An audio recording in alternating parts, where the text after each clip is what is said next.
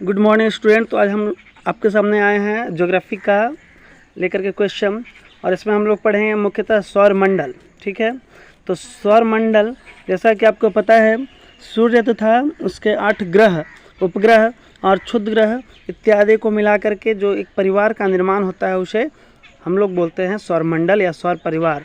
यानी सौर परिवार में हमारे क्या आ गए, तो ग्रह आ गए, उसके बाद क्या हैं तो उपग्रह हैं, उसके बाद क्या हैं तो जितने भी क्षुद्र ग्रह हैं, क्षुद्र ग्रह अर्थात छोटे छोटे ग्रह है ना, तो ये सारे का जो परिवार एक साथ मिलकर बनता है उसे ही हम लोग बोलते हैं सौर मंडल या सौर परिवार। तो सौर परिवार में सूर्य की स्थिति मुखिया जैसी होती है।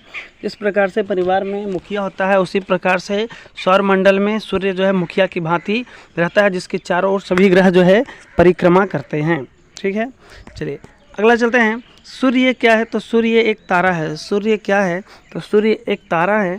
ऐसी खगोलीय पिंड जिसके पास अपना प्रकाश होता है उसे तारा कहते हैं। ऐसी खगोलीय पिंड जिसके पास अपना प्रकाश होता है उसे ही तारा कहा जाता है। ठीक है, चलिए यहाँ तारा का डिफिनेशन हुआ। अगला क्वेश्चन, अगला देखते हैं यहाँ पर, इस ब्रह्मांड में अरबों तारे हैं। इस ब्रह्मांड में एक दो नहीं बल्कि अरबों तारे हैं। संभवतः एपिलब औरोगी, एपिलब औरोगी इस ब्रह्मांड का सबसे बड़ा तारा माना गया है, एपिलब औरोगी को। अगला देखते हैं, सूर्य का सबसे निकटवर्ती तारा जो अगर बात किया जाए तो वह है प्रॉक्सिमा सेंचुरी। सूर्य का सबसे निकटवर्ती तारा का नाम है प्रॉक्सिमा सेंचुरी, जिसके प्रकाश को पृथ्वी तक आने में 4.2 वर्ष का समय लगता है ना। इसके जो है सूर्य का सबसे निकटतम तारा का नाम है प्रॉक्सिमा सेंचुरी। यह जो आपको याद रखना है, किसी भी एग्ज़ाम में पूछा जा सकता है, चाहे बीपीएससी लेवल का हो, चाहे कोई भी रेलवे संबंधित बैंक, एसएससी अथवा कोई भी जो एग्ज़ाम की तैयारी कर रहे हैं उसमें आ सकता है क्वेश्चन। ठीक है, अगला है क्वेश्चन है, किसी भी तारे की अनुमानित आयु 10 बिलियन वर्ष होती है। किसी भी तारे की अनुमानित आयु 10 बिलियन वर्ष होती है, जिसमें सूर्य की अगर आयु 10 बिलियन वर्ष मान लिया जाए तो लगभग सूर्य अपनी आधी आयु अर्थात 5 बिलियन वर्ष पार कर चुका है। सूर्य अपनी आधी आयु पार कर चुका है।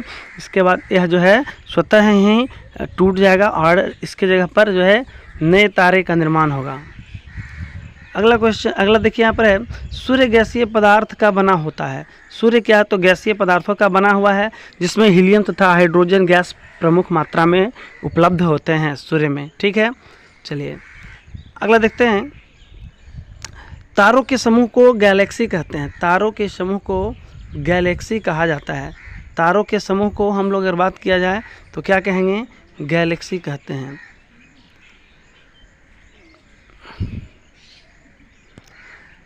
अगला देखना है कि इसे यूनान में गैलेक्सी, यूरोप में मिल्की वे और भारत में आकाशगंगा या मंदाकिनी कहा जाता है। ठीक है, तारों को तो आगे देखा जाए। अगला है, सूर्य गैलेक्सी के केंद्र के चारों ओर परिक्रमा करता है। सूर्य जो है गैलेक्सी के केंद्र के चारों ओर परिक्रमा करता है। इसे एक बार परिक्रमा करने में 250 मिलियन अर्थात 25 करोड़ वर्ष लगता है। सूर्य को गैलेक्सी के चारों ओर परिक्रमा करने में, एक चक्कर पूरा करने में 250 मिलियन अर्थात 25 करोड़ वर्ष का समय लगता है। अर्थात ब्रह्मांड की हर एक वस्तु एक दूसरा को जो है परिक्रमा कर रहा है। ब्रह्मांड में हर एक वस्तु गतिमान है। चलिए ये जो है हो चुका है अभी। तारों के समूह को गैलेक्सी कहा जाता है। यूनान में इसे गैलेक्सी, यूरोप में मिल्की वे, भारत में आकाशगंगा या मंदाकिनी के नाम से जाना जाता है। अगला देखते हैं, एक गैलेक्सी में हजारों तारे होते हैं। एक गैलेक्सी में अगर बात किया जाए तो हजारों तारों का समूह होता है। अगला है, सूर्यमंडल में सबसे निकट स्थित अगर ग्रह की बात किया जाए तो बुध है। सूर्य से सबसे निकटतम ग्रह है, उसका नाम है बुध है। जबकि सबसे दूर स्थित ग्रह को बोला जाता है नेपच्यून अर्थात वरुण है। अगला देखते हैं, सौरमंडल का सबसे बड़ा ग्रह कौन है, बृहस्पति है। जबकि सबसे छोटा ग्रह जो है बुध ग्रह को माना जाता है। चलिए आगे देखते हैं, बुध ग्रह को हरा ग्रह भी कहते हैं। बुध ग्रह को हरा ग्रह भी कहा जाता है। और शुक्र ग्रह को सबसे चमकीला ग्रह कहा जाता है। अथवा सबसे चमकीला ग्रह की बात किया जाए तो शुक्र ग्रह हो जाएगा। अथवा भोर और सांझ का तारा जो है या पृथ्वी की भग्नी अथवा जुड़वा ग्रह शुक्र को ही कहा जाता है। ठीक है, पृथ्वी की बहन अथवा पृथ्वी की जुड़वा ग्रह है ना, या भोर तथा सांझ का तारा जो है, ये सारे के सारे शुक्र ग्रह को ही कहा जाता है। अगला है पृथ्वी को नीला ग्रह कहा जाता है और बृहस्पति को जो है पीला ग्रह कहा जाता है। शनि को काला ग्रह या दुष्ट ग्रह कहा जाता है। अगला देखते हैं, नेक्स्ट हमारा है डैश है, सौरमंडल के सभी ग्रह अपने अपने कक्षा में परिक्रमा करते हैं, जो कि पश्चिम से पूर्व दिशा में परिक्रमा कर रहे हैं, सिवाय 2 ग्रह को छोड़ के। वो 2 ग्रह हैं शुक्र तथा अरुण। शुक्र तथा अरुण इसके अपवाद हैं कि क्योंकि ये दोनों ग्रह जो हैं पूर्व से पश्चिम की दिशा में सूर्य के चारों ओर परिक्रमा करते हैं, यानी ये जो है उल्टा घूमते हैं। ठीक है, सारे ग्रह अगर इस साइड से घूम रहे हैं तो ये उल्टे साइड से घूमते हैं। ठीक है, पूर्व से पश्चिम की ओर परिक्रमा करते हैं। नेक्स्ट देखते हैं, वर्ष की अवधि सबसे छोटी बुध पर होती है, जबकि सबसे बड़ी अवधि वर्ष की वरुण पर होती है। ठीक है, आगे यहाँ पर डिफा हम लोग पूरा देख लेंगे, कंफर्म हमारा हो जाएगा। तो देखते हैं, सबसे पहले बात करते हैं बुध ग्रह की। तो बुध ग्रह का परिक्रमण काल है 88 दिन। बुध ग्रह का परिक्रमण काल 88 दिन है और घूर्णन काल अर्थात तो इसको घूमने में जो है टोटल 58 डेज का समय लगता है। ठीक है, यानी दोनों यहाँ पर देखिए 88 दिन में अपना परिक्रमण काल पूरा करता है और 58 दिन में जो है अपना घूर्णन काल पूरा करता है। चलिए शुक्र ग्रह की बात करते हैं। तो शुक्र ग्रह में परिक्रमण काल 243 दिन है और ये घूर्णन काल भी इसका 243 दिन है। याद रखना है, दोनों जो है परिक्रमण काल और घूर्णन काल समान अगर पूछा जाएगा क्वेश्चन में तो आपका उसका राइट आंसर आ जाएगा शुक्र ग्रह। अगला क्वेश्चन देखते हैं पृथ्वी। तो पृथ्वी की बात किया जाए तो परिक्रमण काल बोला जाता है 365.1/4 अर्थात तो ये जो है 365 पूर्णांक यानी 6 घंटा हो गया लगभग। और यही सब जो है 6 घंटा अगर हम लोग 4 बार जोड़ेंगे तो 24 दिन अर्थात एक लीप वर्ष बनता है, जो कि साल में हर एक चौथे साल में आता है। तो ये 6 घंटा का समय निकलता है, वो 365 को अलग करके बाकी 6 घंटों को एक दिन जोड़ दिया जाता है। ठीक है, और पृथ्वी जो है अपने घूर्णन काल अर्थात अपने अक्ष पर जो है 24 घंटे में घूर्णन कर लेती है। वहीं बात करते हैं मंगल ग्रह की। तो मंगल ग्रह जो है 686 दिनों में जो है सूर्य की परिक्रमा कर लेता है। परिक्रमा करने में इसको एक चक्कर करने में 686 दिन लगता है और घूर्णन काल जो है लगभग पृथ्वी के बराबर है अर्थात 24 घंटा में ये घूम लेता है। बात करते हैं बृहस्पति ग्रह की। तो ये जो है इसका परिक्रमण काल अर्थात सूर्य की परिक्रमा 11.5 वर्ष में पूरा कर पाती है, जबकि ये जो है अपने अगर बात किया जाए घूर्णन काल की तो 9 घंटा 50 मिनट में घूम लेती है, यानी बहुत ही तेज़ी से तीव्र गति से घूम रही है। इतना बड़ा ग्रह होते हुए भी मात्र 9 घंटे 50 मिनट में घूम ले रही है। बात करते हैं अरुण की। तो अरुण को एक चक्कर घूमने में सूर्य का 84 वर्ष लग जाते हैं, वहीं अपने खुद का परिक्रमा करने में इसे 16 घंटे का वक्त लगता है। बात करते हैं वरुण की। तो इसे 164 वर्ष का समय लगता है। इसे 164 वर्ष जो है सूर्य की परिक्रमा करने में लगता है और 18 घंटे जो है स्वयं का परिक्रमण अपने आप को घूमने में लग जाता है। प्लूटो की बात करते हैं। तो प्लूटो जो है 247 वर्षों में एक चक्कर लगा पाता है। प्लूटो जो है ऐसा ग्रह है जो सूर्य का एक चक्कर 247 वर्षों में ले पाता है, जबकि अगर इसका परिक्रमण काल की बात करें तो ये ले है 6 दिन और 3 घंटे का समय लेता है। चलिए अब चलते हैं आगे, बात करते हैं शनि ग्रह की। तो शनि ग्रह का परिक्रमण काल जो है, शनि ग्रह का यहाँ पर देखिए परिक्रमण काल 29.5 वर्षों का है। शनि ग्रह का परिक्रमण काल 29.5 वर्षों का है। और अगर बात किया जाए घूर्णन काल की तो इसका घूर्णन काल 10 घंटा 30 मिनट है। इसका घूर्णन काल 10 घंटा 30 मिनट का है। अब फैक्ट के बारे में बात करते हैं। तो सभी ग्रह अपने अपने काल्पनिक धुरी पर पश्चिम से पूर्व दिशा में घूमते हैं, इसे घूर्णन कहा जाता है। शुक्र तथा अरुण इसके अपवाद हैं, क्योंकि ये दोनों ग्रह पूर्व से पश्चिम की दिशा में घूमते हैं अर्थात ये वामावर्त घूमते हैं। ठीक है, चलिए आगे देखते हैं। सौरमंडल का सबसे गर्म ग्रह की बात करें तो शुक्र ग्रह है। सौरमंडल का सबसे गर्म ग्रह की बात करते हैं तो शुक्र ग्रह है। इसके सतह का तापमान 500 डिग्री सेल्सियस है। 500 डिग्री सेल्सियस इसका तापमान है, सूर्य की सतह का तापमान। ठीक है, अगला है सूर्य मंडल का सबसे कठोर सबसे ठंडा ग्रह जो है वरुण है। अगर सौरमंडल का सबसे ठंडा ग्रह की बात करेंगे तो वरुण है और सबसे गर्म ग्रह की बात करेंगे तो शुक्र हो जाएगा। अगला देखते हैं वैसा खगोलीय पिंड जो सूर्य के प्रकाश से प्रकाशित होता है तथा संबंधित ग्रह के चारों ओर घूमता है उसे उपग्रह कहते हैं। अर्थात जो सूर्य के प्रकाश से प्रकाशित हो और ग्रह के चारों ओर चक्कर लगाए उसे क्या कहते हैं? उपग्रह कहते हैं।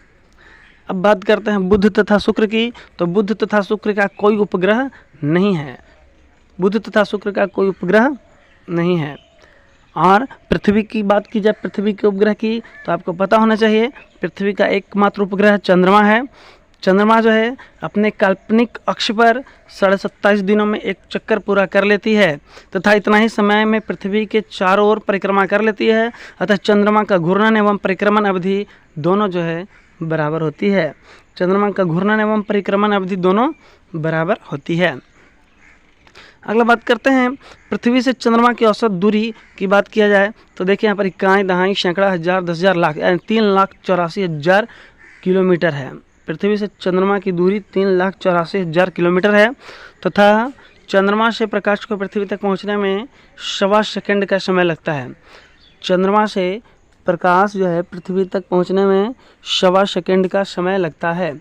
ठीक है, अगला बता देते हैं। अगला देखा जाए, चंद्रमा अपनी कक्षा में जब पृथ्वी पर अधिकतम दूरी पर रहता है, चंद्रमा जब अपनी कक्षा में पृथ्वी से अधिकतम दूरी पर रहता है तो इसे अपभू, एपोजी, यानी इसमें अगर दूरी की बात किया जाए तो देख सकते हैं 40,000, ठीक है, इकाई, दहाई, सैकड़ा, हजार, 10,000, 4,06,000 किलोमीटर की दूरी पर होता है तो इस स्थिति को अपभू कहते हैं। एवं पृथ्वी के समुद्री भाग में सामान्य ज्वार की अपेक्षा 15 से 20% कम ज्वार उत्पन्न होता है। अर्थात जब दूर होता है तो इस सिचुएशन में 15 से 20% कम ज्वार उत्पन्न होता है।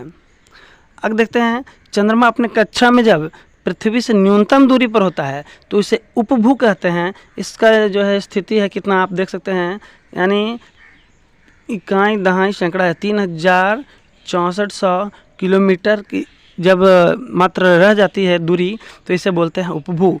तो ऐसी स्थिति में पृथ्वी के समुद्री भाग में सामान्य ज्वार की अपेक्षा 15 से 20% अधिक ऊंचा ज्वार जो है उत्पन्न होता है। ठीक है, चलिए अगला देखते हैं। चंद्रमा के सतह पर दिखाई देने वाला सफ़ेद भाग, चंद्रमा के सतह पर दिखाई देने वाला सफ़ेद भाग इसके ऊंचे भागों को बतलाता है। ठीक है, चंद्रमा पर जो हमें सफ़ेद वाले भाग दिखाई पड़ते हैं तो यह जो है उसके ऊंचे भागों को बतलाते हैं। बात करते हैं लिबनिट्स, चंद्रमा पर स्थित सबसे ऊंचा पर्वत है। अगर बात आए कि चंद्रमा पर स्थित सबसे ऊंचे पर्वत का नाम बताएं तो इसका राइट आंसर हो जाएगा लिबनिट्स। लिबनिट्स जो है चंद्रमा पर स्थित सबसे ऊंचा पर्वत है। चंद्रमा पर दिखाई देने वाला काला भाग, इसके चंद्रमा पर दिखाई देने वाला काला भाग इसके गहरे भागों को बताता है। जो हम लोग काले काले भाग को देखते हैं तो ये गड्ढे को बताते हैं। और मेयर इम्ब्रियम चंद्रमा पर स्थित सबसे बड़ा गड्ढा है। मेयर इम्ब्रियम जो है चंद्रमा पर स्थित सबसे बड़ा गड्ढा है। चलिए अगले देखते हैं। मंगल ग्रह के 2 उपग्रह हैं। मंगल ग्रह के 2 उपग्रह हैं जिसे फोबोस और डिमोस कहते हैं। फोबोस और डिमोस जो है मंगल के 2 उपग्रह हैं। बृहस्पति के जो है सबसे अधिक 63 उपग्रह हैं जिनमें गैनीमेड सबसे बड़ा है। यह सौरमंडल में सबसे बड़ा उपग्रह है। अगर बात किया तो यह करीब करीब बुध के बराबर जो है इसका है। चलिए आगे देखते हैं। शनि के 59 उपग्रह हैं जिसमें टाइटन सबसे बड़ा उपग्रह है। यह सौरमंडल का दूसरा सबसे बड़ा ग्रह है। आगे देखते हैं। अरुण के 15 उपग्रह हैं। अरुण ग्रह के 15 उपग्रह हैं। वरुण के 8 उपग्रह हैं। प्लूटो का 1 उपग्रह है जिसे सिरॉन या चिरॉन कहा जाता है। ठीक है, आगे देखते हैं। पृथ्वी तथा मंगल के बीच काफ़ी संख्या में छोटे छोटे खगोलीय पिंड पाए जाते हैं। पृथ्वी तथा मंगल के बीच काफ़ी संख्या में छोटे छोटे खगोलीय पिंड पाए जाते हैं जो ग्रहों की भांति सूर्य के चारों ओर परिक्रमा करते हैं। इसे क्षुद्र ग्रह या अवान्तर ग्रह कहा जाता है। इसकी अनुमानित संख्या 2000 बताई गई है। सीरस नामक सबसे बड़े क्षुद्र ग्रह की खोज इटली के खगोल शास्त्री पियाजी के द्वारा किया गया था। जूनो, वेस्टा, प्लास इत्यादि अन्य ग्रह क्षुद्र ग्रह के नाम हैं। आगे देखते हैं। सौरमंडल में ग्रह, उपग्रह, क्षुद्र ग्रह इत्यादि के अलावा धूमकेतु भी पाए जाते हैं। अतः धूल, गैस तथा बर्फ के बने ये जो होते हैं उन्हें धूमकेतु कहते हैं और ये प्रायः सूर्य से दूर स्थित होते हैं। भ्रमण के दौरान जब ये सूर्य के करीब होकर गुजरते हैं तो सूर्य की उष्मा के प्रभाव से इसका गैस जल उठता है तथा इसमें एक लंबा पूंछ का निर्माण होता है जिसे पुच्छल तारा कहते हैं। ठीक है, इसे पुच्छल तारा कहते हैं। हैली नामक पुच्छल तारा 76 वर्षों में एक बार दिखाई पड़ता है। ठीक है, तो 1986 में इसे देखा गया था और अब जो है 2062 में ये देखा जाएगा। ठीक है, आगे देखते हैं। तो काहुतेक नामक पुच्छल तारा, ठीक है, 7500 वर्ष में दिखाई देता है, जबकि एंकी नामक पुच्छल तारा 3 वर्षों के अंतराल पर दिखाई पड़ता है। ठीक है, एंकी नामक पुच्छल तारा 3 वर्षों के अंतराल पर दिखाई देता है। आगे देखते हैं। पुच्छल तारा का पूंछ अस्थायी नहीं होता है, कालांतर में यह टूटकर सौरमंडल के इधर उधर बिखर जाता है। जब इसका कुछ टूटा हुआ भाग पृथ्वी के करीब से होकर गुजरता है तो पृथ्वी से अपनी ओर खींचती है, अतः यह वायुमंडल गैस से रगड़ खाकर जल उठता है, तो इसे उल्का कहते हैं। तो इस सिचुएशन को क्या कहा जाता है? उल्का कहा जाता है। ठीक है, आगे देखते हैं। कभी कभी इसका अपशिष्ट भाग ठोस पिंड के रूप में पृथ्वी पर गिर जाता है, तो इसे हम लोग बोलते हैं उल्कापात। इसे प्रायः हम टूटते हुए तारे के नाम से जानते हैं। ठीक है, तो यहाँ तक हमारा कंप्लीट हुआ। आगे देखते हैं। सौरमंडल में पृथ्वी एकमात्र ग्रह है जहाँ जीवन का विकास होता है। सौरमंडल में पृथ्वी एकमात्र ग्रह है जहाँ जीवन का विकास होता है। ठीक है, चलिए आगे देखते हैं। पृथ्वी से सूर्य की औसत दूरी 14.98 करोड़ किलोमीटर है पृथ्वी से, यानी लगभग 15 करोड़ किलोमीटर दूर है, तथा सूर्य के प्रकाश को पृथ्वी तक पहुंचने में बहुत ज़रूरी है 8 मिनट 20 सेकंड याद रखना है। तो सूर्य के प्रकाश को पृथ्वी तक पहुंचने में 8 मिनट 20 सेकंड का समय लगता है। ठीक है, अगले देखते हैं। 4 जुलाई को पृथ्वी अपनी कक्षा में सूर्य से अधिकतम दूरी पर होती है, यानी बहुत दूर होता है, जिसे उपसौर कहते हैं। इस सिचुएशन में 15.2 करोड़ किलोमीटर दूर होता है सूर्य से, जिसे अपसौर कहते हैं। और 3 जनवरी को पृथ्वी अपनी कक्षा में सूर्य से निकट रहता है, जिसे ये निकटतम दूरी 14.73 करोड़ किलोमीटर होती है। तो इस सिचुएशन को उपसौर कहते हैं। ठीक है, आगे देखते हैं। पृथ्वी अपनी कक्षा में 365.4 यानी 365 दिन 6 घंटे में सूर्य के चारों ओर एक चक्कर पूरा कर लेती है। इसे पृथ्वी का परिक्रमण काल कहते हैं, इसे वर्ष भी कहते हैं। ठीक है, चलिए आगे देखा जाए। परिक्रमण गति के कारण पृथ्वी पर दिन और रात छोटे या बड़े होते हैं। परिक्रमण गति के कारण पृथ्वी पर दिन और रात छोटे या बड़े होते हैं, यानी पृथ्वी पर दिन और रात किसके कारण होते हैं? तो परिक्रमण गति के कारण। साथ ही अगर पूछा जाए कि ऋतु परिवर्तन किसके कारण होता है तथा मानसून द्वारा पवन की उत्पत्ति होती है, तो ये सारे के पीछे पूर्णतः जो है परिक्रमण गति का ही योगदान है। बात की जाए, पृथ्वी अपनी काल्पनिक दूरी पर 24 घंटे में एक बार एक चक्कर पूरा कर लेती है, जिसे घूर्णन गति कहते हैं। और घूर्णन गति के कारण ही दिन रात होती है। सागरीय समीर, स्थलीय समीर, घाटीय समीर, पर्वतीय समीर इत्यादि को उपस्थिति जो है घूर्णन गति के कारण होती है। ग्लोब का प्रतिरूप जो है पृथ्वी, ग्लोब क्या है? तो ग्लोब पृथ्वी का एक प्रतिरूप है। Globe is the model of the earth. Globe पर कुछ काल्पनिक रेखाएं खींची जाती हैं, जिससे अक्षांश तथा देशांतर रेखाएं, जैसे मान लिया जाए कि ये जो है पृथ्वी का एक मॉडल है जिसे ग्लोब कहते हैं। तो इसमें देखिए यहाँ पर जो है ऐसे ऐसे जो लाइन खींचा जा रहा है, तो इस लाइन को इसको पूरब से जो पश्चिम की तरफ, पूरब और पश्चिम को जो रेखाएं मिला रही हैं, ठीक है, पूरब और पश्चिम को जो रेखाएं मिला रही हैं, यानी कि उसे बोलते हैं अक्षांश रेखाएं। इसे बोलते हैं अक्षांश रेखाएं। ठीक है, और जो रेखाएं सीधे सीधे आती हैं तो इसे बोलते हैं देशांतर रेखाएं। देशांतर रेखाएं। ठीक है,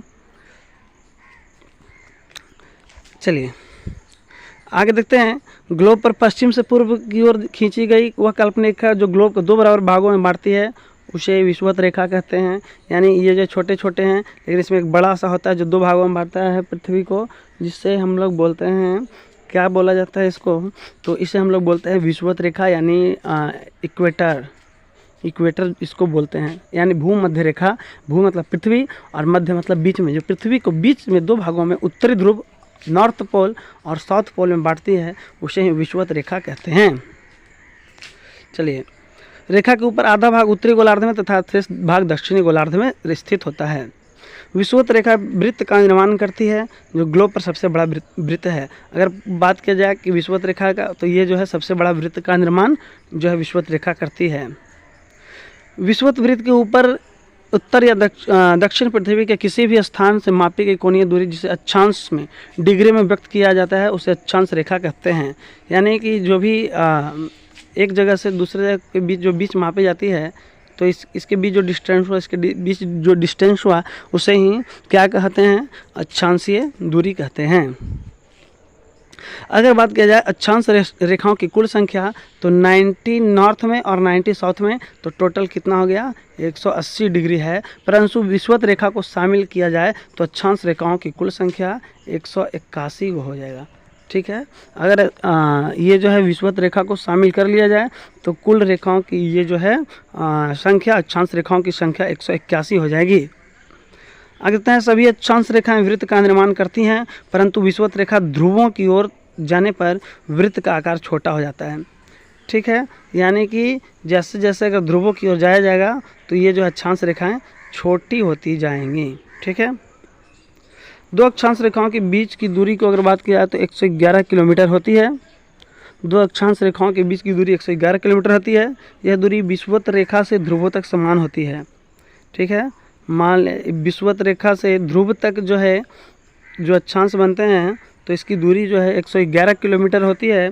और बात किया जाए तो ये ध्रुवों तक जो है समान रहती है। चलिए आगे देखते हैं, अक्षांश रेखाओं के बीच की दूरी विषुवत रेखा से ध्रुवों तक समान होती है।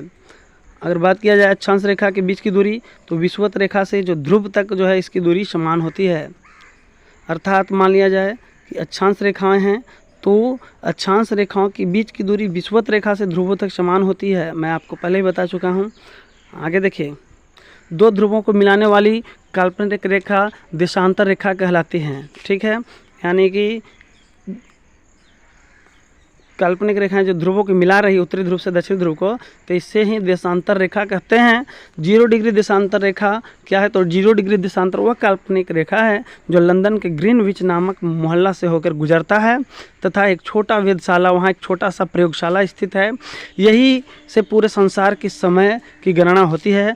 अतः इसे प्रधान देशांतर या मुख्य देशांतर भी कहते हैं। ठीक है, ग्रीनविच रेखा के दाहिने तरफ का आधा भाग पूर्वी गोलार्ध, जबकि बाएं तरफ का भाग पश्चिमी गोलार्ध कहलाता है। ठीक है, मान लिया जाए कि ये देशांतर हैं, सबसे बड़ा देशांतर है प्रधान मध्याह्न रेखा, तो इसके आगे वाले भाग को पूर्वी देशांतर और इसे पश्चिमी देशांतर, इसे पूर्वी देशांतर और इसे पश्चिमी देशांतर के नाम से जानते हैं। ठीक है, इसके चलिए देशांतर रेखाओं की अगर कुल संख्या की बात किया जाए, तो देशांतर रेखाओं की अगर ये कुल संख्या की बात की जाए तो कुल 360 हैं। या 1 डिग्री के अंतराल पर खींची गई है, 1 डिग्री के अंतराल पर खींची जाती है। सूर्य को एक देशांतर को पार करने में 4 मिनट का समय लगता है।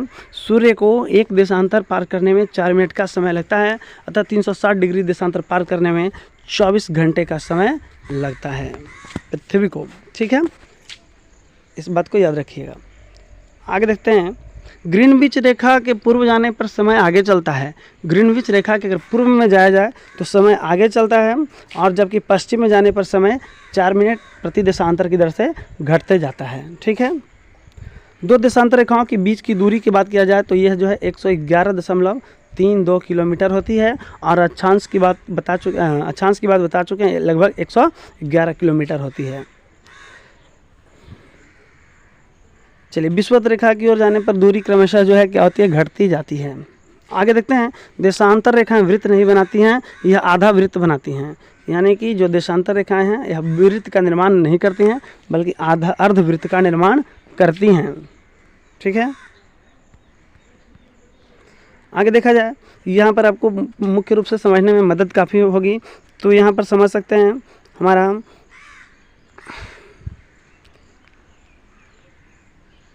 चलिए देखते हैं, यहाँ पर ये जो है देशांतर रेखाएं हैं, ये वेस्ट साइड है, W लिखा हुआ है, यहाँ पर ईस्ट लिखा हुआ है, ठीक है, प्लस का साइन है क्योंकि इधर जाने पे दिन बढ़ता है और पीछे अगर जाएंगे तो एक दिन घटेगा।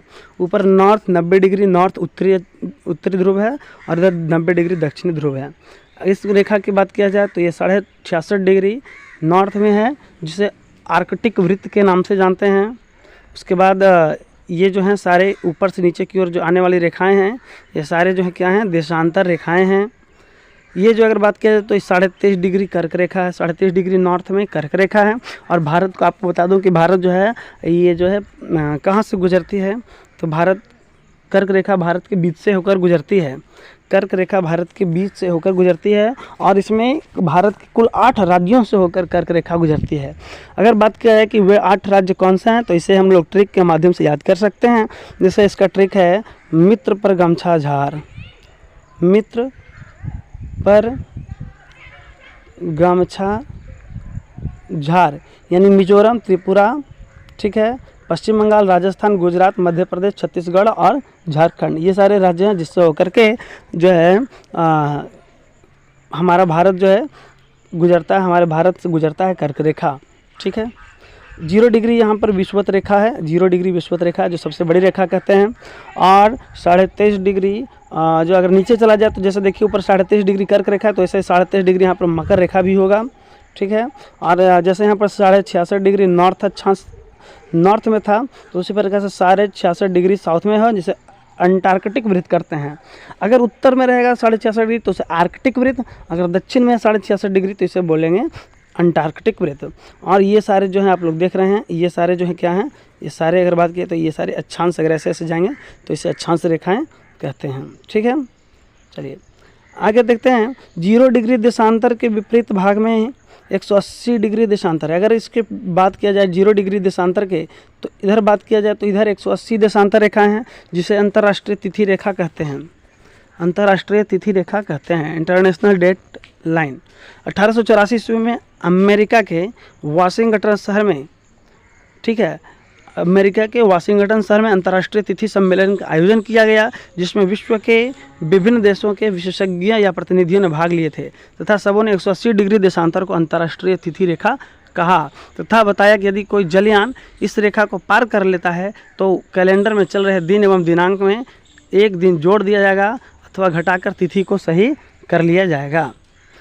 जैसे कि एक उदाहरण लेते हैं, यदि कोई जलयान अमेरिका से एशिया की तरफ आता है तो मार्ग में अंतर्राष्ट्रीय तिथि रेखा को पार करते ही कैलेंडर में चल रहे दिन व तारीख को छोड़कर एक दिन आगे का दिन मानेगा। परंतु यदि कोई जलयान एशिया से अमेरिका की ओर जाएगा, अमेरिका की ओर प्रस्थान करेगा, तो अंतर्राष्ट्रीय तिथि रेखा पार करते ही कैलेंडर में चल रहे दिन एवं तारीख को छोड़कर एक दिन पीछे का तारीख उसे लेकर मानने जाएगा। अंतर्राष्ट्रीय तिथि रेखा अपने मार्ग में स्थित स्थल को छोड़ते हुए केवल जल से होकर गुजरता है, अतः यह सीधी रेखा न होकर टेढ़ी मेढ़ी रेखा में होती है। अंतर्राष्ट्रीय तिथि रेखा अपने मार्ग में पूर्व तथा पश्चिम दोनों तरफ विचलित होती है। अंतर्राष्ट्रीय तिथि रेखा अपने मार्ग में जब गुजरती है तो पूर्व तथा पश्चिम में दोनों तरफ विचलित होती है। अंतर्राष्ट्रीय तिथि रेखा अपने मार्ग में 5 बार विचलित होती है, ठीक है, 1 2 3 4 5, ये 5 बार विचलित होती है। एक बात है, अंतिम लास्ट यहाँ पर देख रहे हैं सौरमंडल का हमारा। उसके बाद हम लोग मिलेंगे दूसरे वीडियो में। और जो बहुत ही अगर आपको हमारा चैनल पसंद आएगा तो कृपया हमारे चैनल को लाइक कर दीजिएगा, सब्सक्राइब कर दीजिएगा, शेयर कर दीजिएगा, ताकि आने वाले जो है जितने भी लोग हैं उनके लिए काफ़ी यूज़फुल यह वीडियो हो। अगला है एक 40 डिग्री साउथ का विपरीत 40 डिग्री नॉर्थ है, लेकिन 70 डिग्री अगर यहाँ पर बात किया जाए 70 डिग्री डब्ल्यू यानी वेस्ट का तो 110 डिग्री ईस्ट बराबर होता है, ठीक है। तो यहाँ पर इस चीज़ को काफ़ी नोट करने लायक है, जो कि एग्ज़ाम में से क्वेश्चन ले सकता है।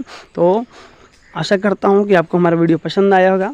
फिर से आपको हम एक बात याद दिला देना चाहते हैं कि हम जल्द ही दूसरे वीडियो में आपको हाजिर होंगे।